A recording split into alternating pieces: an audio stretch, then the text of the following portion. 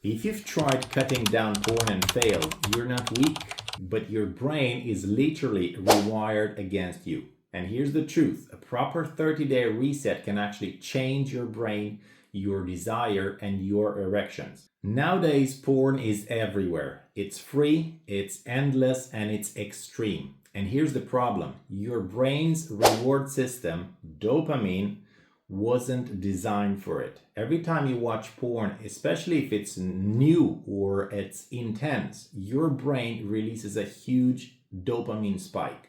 Over time, your brain adapts to it. It down-regulates receptors. That means the same clip doesn't excite you anymore. You need something more extreme, something longer, something faster, novelty. Meanwhile, your real-life partner, well, they can't compete with endless novelty of porn, right? So you get situation where guys are fine alone, but in bed with someone they can't perform. That it's not just mental problem, psychological, that's neurochemical conditioning. It's like living on energy drinks. At first, one can hype you up, but if you slam them daily, you need 4 or 5 cans just to feel awake, right? Porn works the same way on the dopamine. So what happens when your brain is wired by porn? Well, number one is your erectile response weakens in real life because your brain needs an unrealistic level of stimulation. Number two is performance anxiety. It tends to grow because you're thinking, what if I can't perform? You see those, in porn, they tend to do this extreme marathons, right? Most men, they can't compete with that, right? And that tends to add stress, and stress, as we know, shuts things down. And number three, real intimacy feels flat because your dopamine system is numb. That's why so many guys say, I can get hard watching porn, but not with my partner. It's not just psychological, it's conditioning. And here is the kicker. Obviously, this is reversible. Most guys fail because they try to cut down. But this is not like with the cigarettes, right? I'm trying to cut down. You need that never works. For dopamine resets, you actually need to do cold turkey, cut it off completely. You can't taper dopamine, you have to reset it. So here's how to do it for 30 days.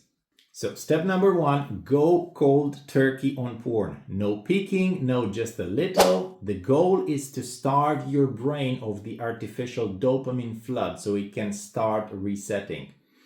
Masturbation without porn, that's okay, but keep it minimal and use your imagination or your real life touch as your stimulus.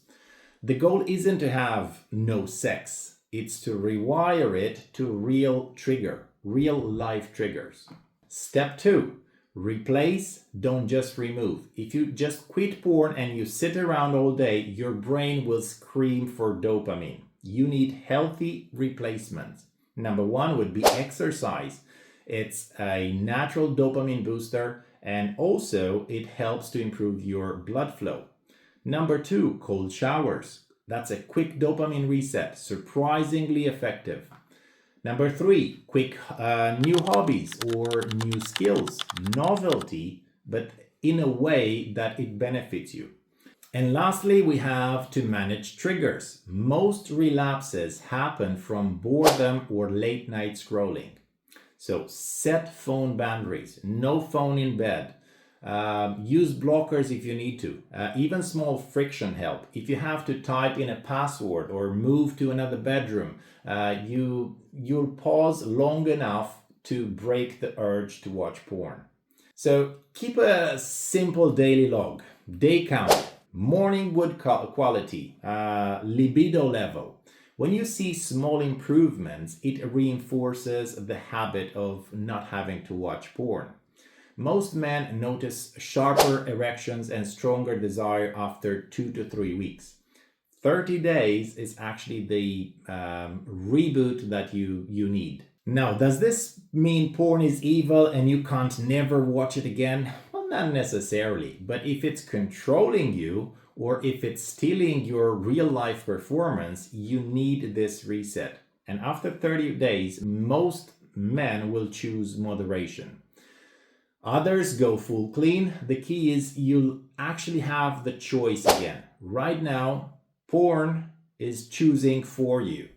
So if you ever tried cutting back and failed, stop fighting your brain chemistry. Do a proper 30-day reset and watch how fast your desire and your erections return. In the next video, we'll talk about the morning wood test and why this simple signal can tell you more about health than most blood tests. So I hope to see you there.